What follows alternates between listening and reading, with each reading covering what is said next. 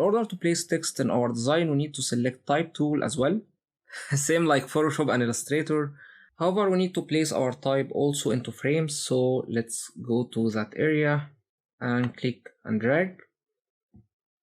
So currently we have a text frame as well. So let's maybe type energy starts here.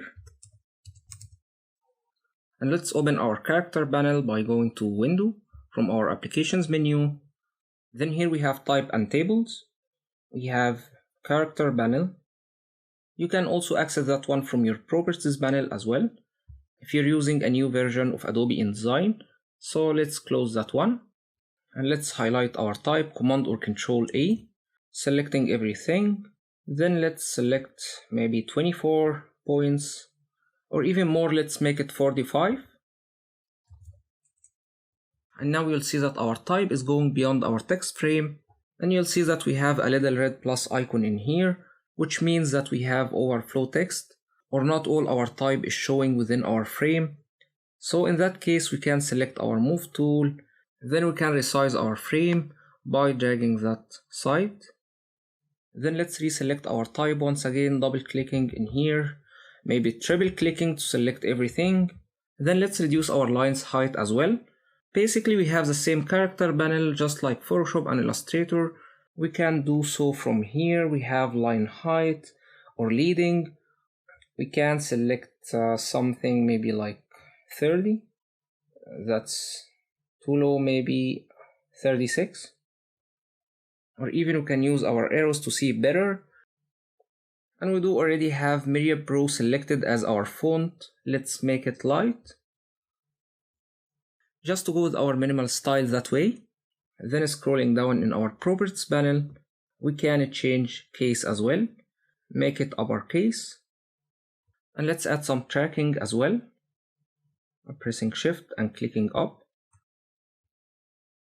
Now we have set our titles style. We can save that style, by the way. So scrolling up in our Properties panel, you'll find that we have text style in here. Let's select our character styles. Currently we have none. We can add that as a style by clicking on that plus, which is going to save you so much time if you're going to use the same style over and over again. So let's add that one. Cover title style. I'm pressing return. So now we have that one. You can edit that one anytime by tapping these items in here. Basic character format. You can change your font style, size, and so on and so forth. And of course, in that case, it's gonna be also affecting your main title and everything in your document.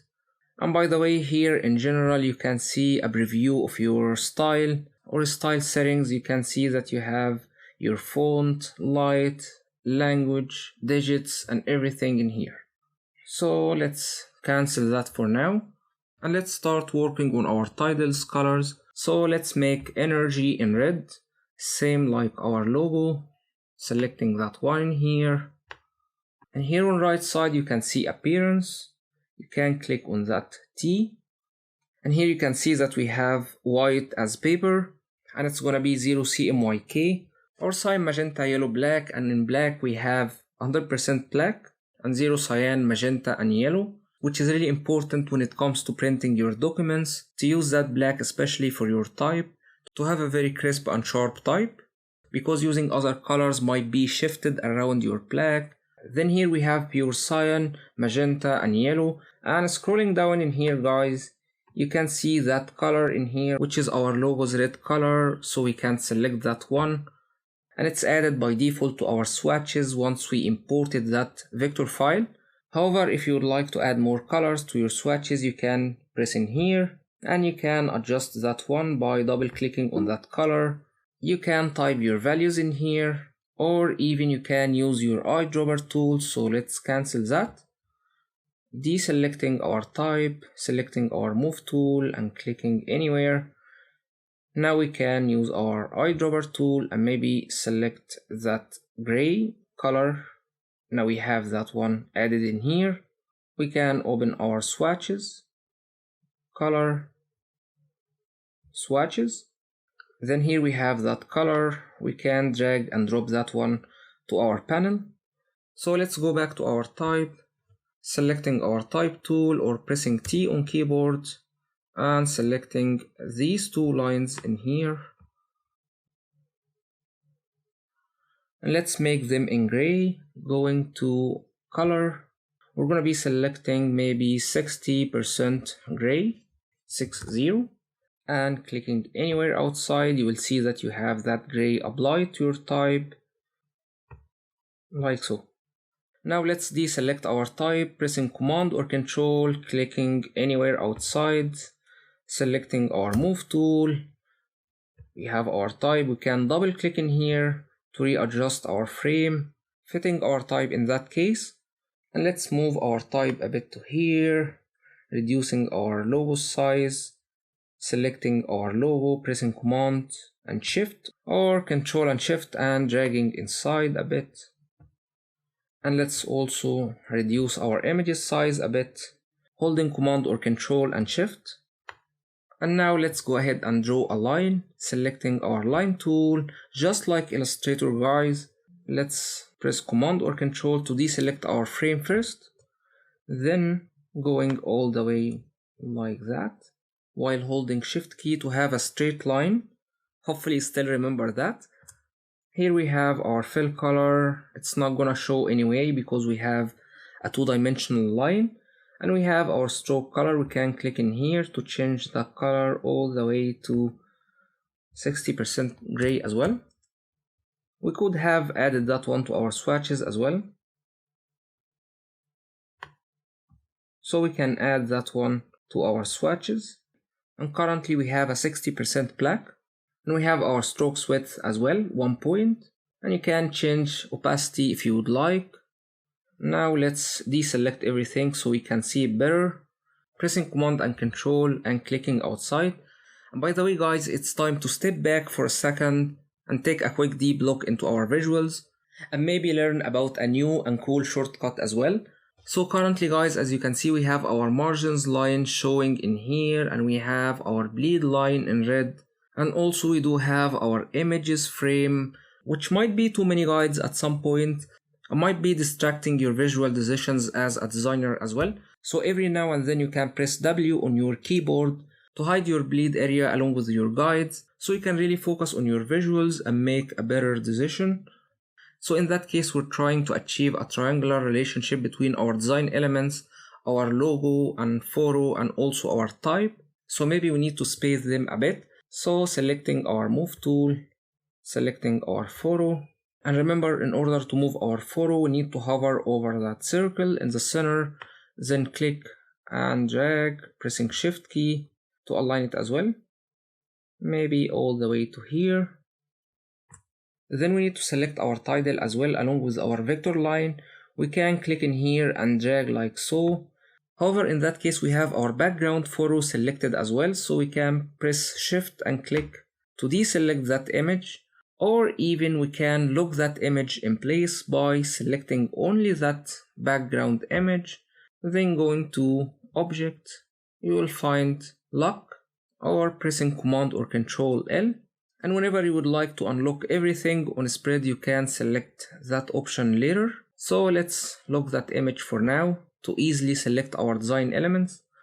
Now we have our type and our line. We're going to be selecting both of these elements. And let's make sure they are perfectly aligned to each other's. So here on right side we have our align panel as well. Make sure that you are clicking in here and select align to selection instead of page. Then let's center them. Then for easier movement and selection for our design elements, our type and vector line, we can group these two elements. Just like Illustrator, we can press Command or Control G, and now we have a group. And you can find the same commands as well in your object panel. You'll find group in here and you can ungroup them using the same shortcut for Illustrator as well. Shift, Command or Control G. So now you can easily select both of them and move them around. And if you would like to access any design element within your group, you can double click on that line. Now we have that line selected. Maybe we can shorten that a bit. And let's realign both of them. Actually, I'm gonna ungroup that, selecting both of them, then realigning them again. And we can nudge our design elements a bit to left by clicking left arrow along with shift, or you can use single increment as well without using shift key. And now let's add some decorative elements to our design, minimal ones of course. So let's go ahead and select our rectangle tool, which is going to be drawing a vector rectangle in that case. Just like Illustrator and Photoshop, we have the same tools in there. Then I'm gonna be deselecting my frame by pressing Command or Control and clicking outside. Then let's draw that one in here, removing our stroke by making that 0. Fill color, selecting the same red color we have for our logo. Then let's go ahead and select our move tool, and let's duplicate the same rectangle on our back cover as well by holding down Alt or Option key, then duplicating that one in here. As we're going to place our company's website in here, and let's go ahead and draw another rectangle as well at the bottom of our page as well. So let's bring our bleed area again, drawing our rectangle like so.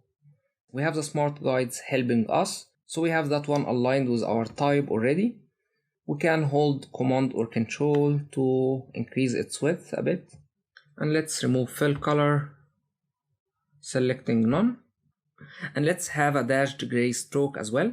So selecting our stroke, type, dashed. There's nothing new here, as you can see guys.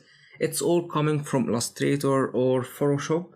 Let's select gray by clicking on that square, going to our black 60%, clicking outside so we can see how it looks like. And let's hide our guides again, pressing W. And let's place some type in here. That could be your current year, volume 1 or anything. Selecting our type tool. And if we click right away, we're going to be typing on frame. So let's click outside and drag. Highlighting our type, then changing its color. Make it red as well. Selecting our move tool, pressing V. Then let's make it a bit bigger. Before we move our type, we can double click on our frame, so we can easily align our type as well if we wanted to. Now you can see that we are aligning that one with our back cover as well, and that's why in first place I placed my front and back cover in front of each others in a spread, so I can easily align my design elements like so, and even duplicate some design elements like that rectangle, and also duplicating our brand's website. So in that case I'm gonna be duplicating that one in here by selecting our type, holding down Alt or Option key and pressing Shift as well to duplicate it on the same line.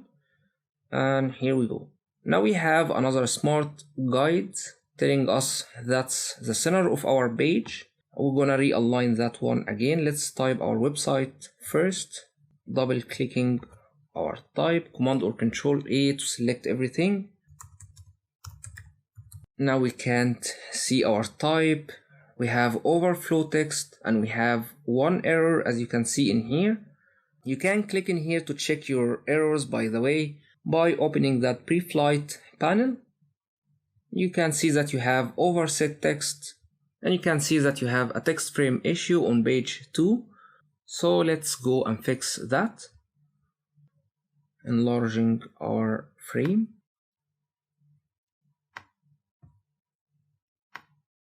We can double click to fit our frame once again, and now we can align our website to the page in that case. So scrolling down, we have our align panel in here. Remember guys that you can access all these panels in your window as well. Sometimes you might need to be looking for them under some categories like color. You can find swatches and so on and so forth. So in that case, let's go back to our align panel, align to page. Then let's center that. Actually, I forgot to add some tracking to our website. It's gonna be looking much nicer that way. Let's add 100. and let's re-enlarge that, double clicking again, then realigning that one. And let's maybe add some space in here to our text, selecting that one once again. Maybe let's make it 12 as it was, and let's align those two elements. Go into Align panel to Selection. We need to double click in here, selecting both of them, and center. And here you have it, guys. We have a nice, clean, minimal cover design in Adobe InDesign. And believe me, guys, you've gotten most of InDesign's main concepts in that video. We've been working with graphics, images, type, alignment, multi-pages design, and even using Photoshop and Illustrator to enhance our design.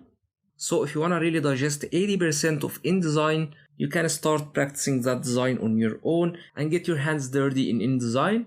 And now it's time to dive even deeper into Adobe InDesign.